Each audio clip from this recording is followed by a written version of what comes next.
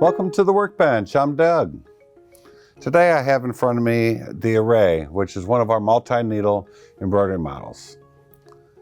We have single needle, we have 6 needle, and we have 10 needle embroidery machines. And they're very, very reliable. They're built with a lot of commercial parts to help you grow your business. But on a rare occasion, you may run across the problem with your needle threader because of maybe not threading it properly, or maybe one of your needles are not in all the way up into the needle bar. So we have one needle threader hook that comes through all 6 or 10 of your needles, depending on the model that you have.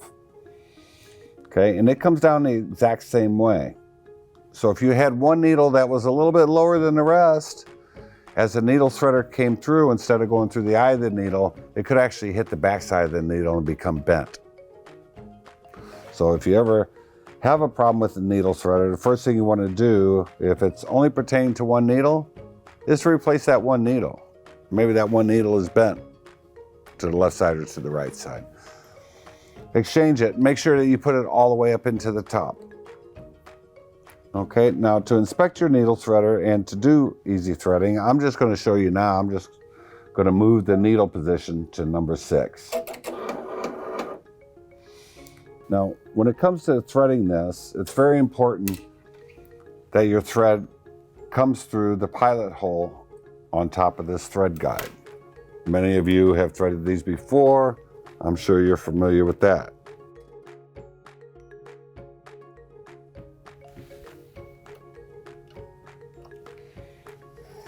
Okay, now once you get it through the thread guide on top, if you pull your needle bar down, you'll be able to use the nice tool that comes with your machine to position that thread right up into that thread guide. What this is going to do is hold that thread straight within your needle. And then you're going to activate the needle threader with a little pressure on your thread, bring it around to the side, and then up and over into your thread trimmer.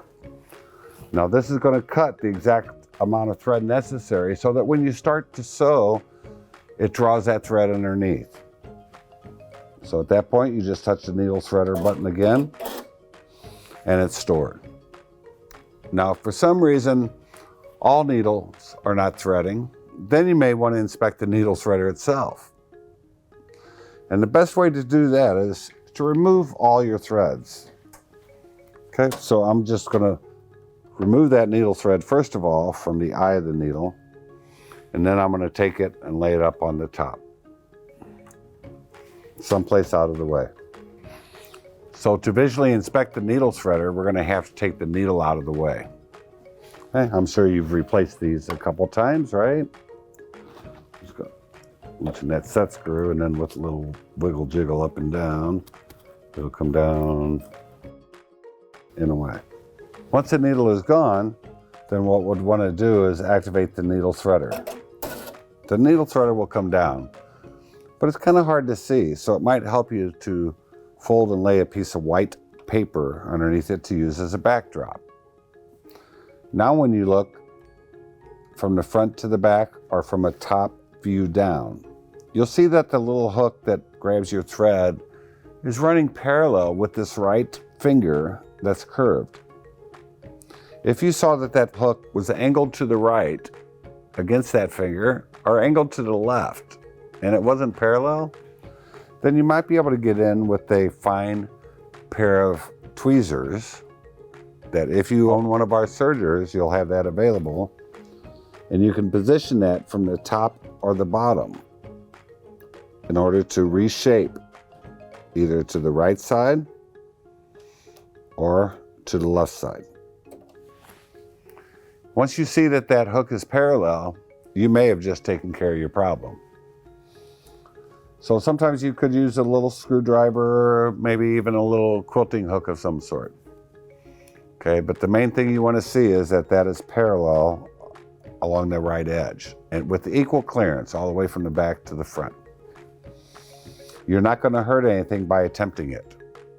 Okay, if it doesn't work after you try to correct it, you're going to have to take it to your retailer anyway, so that they can professionally replace it.